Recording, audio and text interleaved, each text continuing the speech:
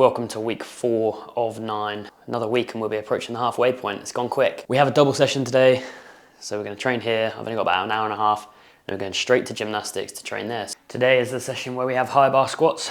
Kind of a secondary squat day, focusing on the leg strength rather than back strength. I try and keep my chest really upright with this one. I wear my heeled shoes and it's a high bar position. So obviously low bar would be down here and I would be leaning more forward like this. This is obviously a big exaggeration. Whereas with high bar comes up, chest comes here, and that's the difference. Do a couple of warm-up sets with the bar, get some dynamic stretching going. Dynamic stretching is like straight stretching with movement. You should never do static stretching like this kind of stuff before training. It should always be dynamic. You only do the other type, static stretching, after training. And then we get the lats stretched out.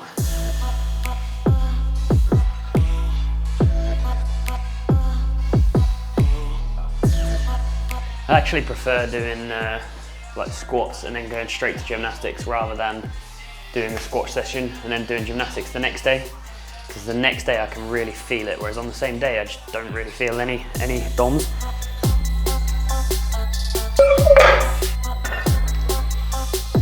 Right, that was 150. We have 170 for a set of 6 today. That's going to be quite tough. Every session now is at the point where the top set's always going to be extremely hard. That's just how it's going to be for these last 4 weeks.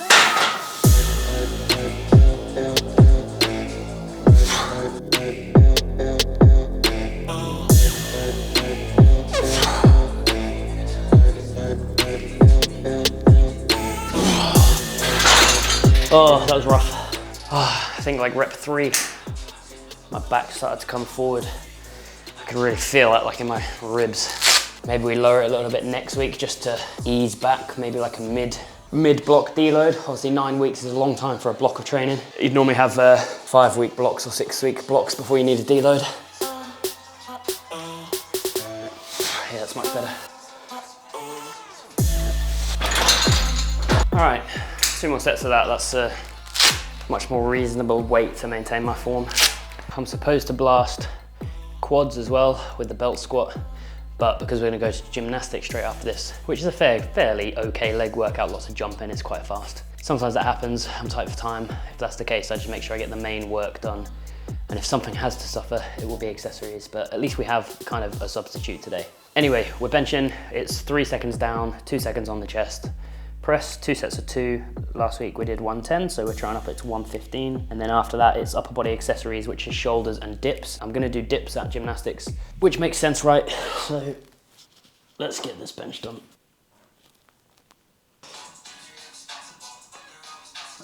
I do sometimes think with powerlifting, once you get to a certain level, like, is it really worth it? If I think about my bench, I benched 170 maybe 2 years ago. It had taken those 2 years to add like just 2.5 kilos, and it's benching like 4 or 5 times a week for 2 years, aching all the time, feeling tired all the time. Once your progress starts to level off and you get near max potential strength, it just takes so much effort to improve. It's like the reward you get for how much effort you put in is just not really worth it. There's definitely something to be said about just going to the gym and kind of doing what you feel like. It's definitely more fun long term. If anything aches too much, you can kind of just avoid that. The thing with powerlifting is it's so specific to squat, bench and deadlift that you have to do stuff that supports those. Whereas if you're a bodybuilder or something, you have a lot more freedom to mix your exercises up. And again, that leads into why I do kind of take breaks sometimes. Having the time off that I had off before this 9 weeks started was nice. It was time to just be normal. All right, let's hit 2 sets of this and then it's time to go to gymnastics.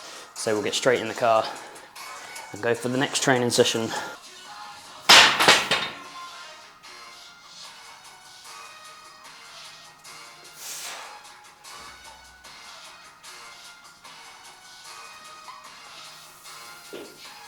That felt quite nice and controlled. That's it for the powerlifting portion of today. Like I said, we're going to do a lot of jumping at gymnastics, so that should help the quads a bit. Might do some box jumps just to keep the explosiveness there. That's an exercise that's in my program actually. For those that don't know, I have a program on Boost Camp, which is like an app where you can just get free programs basically. So they have powerlifting ones, bodybuilding ones, and they asked me if I'd be interested in doing kind of like a hybrid program, which is strength-based, but for people that kind of already do sports, like I do gymnastics. One of my sessions per week will be gymnastics. So for people that do like boxing, climbing, whatever. Obviously a lot of their sessions will be for their sport. So it's a 3-day program, so you have time to do your sport. If you don't do a sport, obviously you'd probably want to up it to 4 days, so use a day to do what you enjoy or what you feel is missing. But yeah, I'll put a QR code on screen now. You can click it if you want to go to the app. Obviously select whatever program you want. I don't care if you don't do mine. I think it's just a good tool if you're looking for a program. But yeah, let's get to gymnastics. If there's anything in these videos you guys want to see more of, just let me know in the comments. These videos are for you guys after all, so any insights I can offer or opinions, I can share them. Let's go to gymnastics. Second session. I did a bit of a warm-up, but I forgot to film, so this is my second like specific warm-up. Do all of the flips onto this in order, like ascending difficulty. Front pike.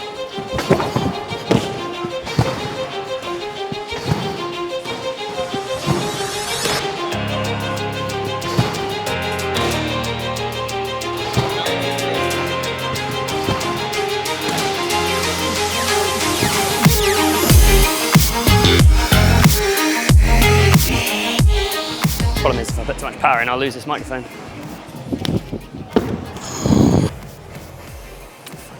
Do cartwheel warm up, side to side stuff. That's nice and easy. Ooh, yeah. Both sides. And then no hands.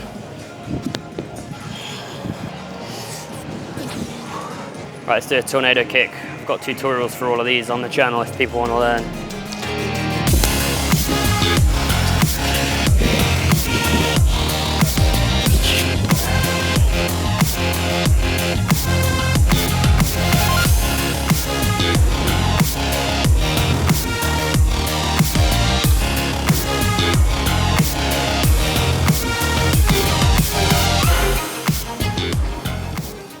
So the perfect width for tricep dips is, so this is too wide, it's basically your fingertips extended to your elbow normally.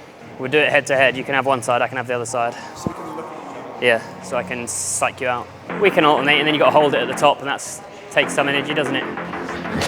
You go first then. It's a bit close. 2, come on.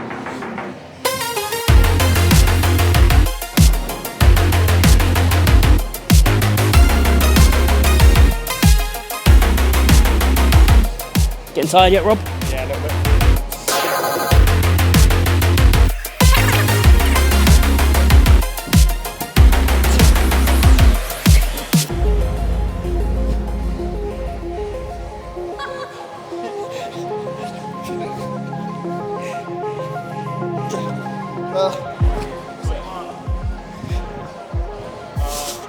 I was actually close to giving up then, but I could see the struggle on your face.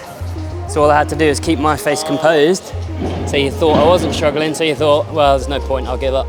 I did go as long as I pretty much could. The gaps in between actually do fatigue you a bit. I think if I just went bang out for reps, I could get like 30. It's the rest in between that's hard. Look at these gains.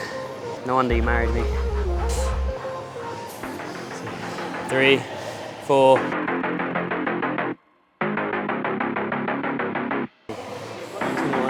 22. Come on, only halfway. 23. 24. 25. 25 to beat.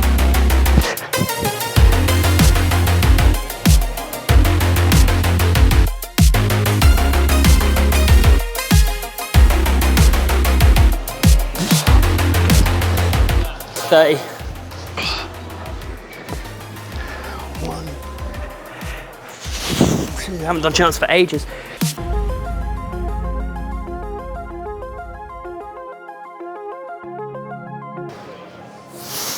I think that's it. Oh my God, I need to do chance more.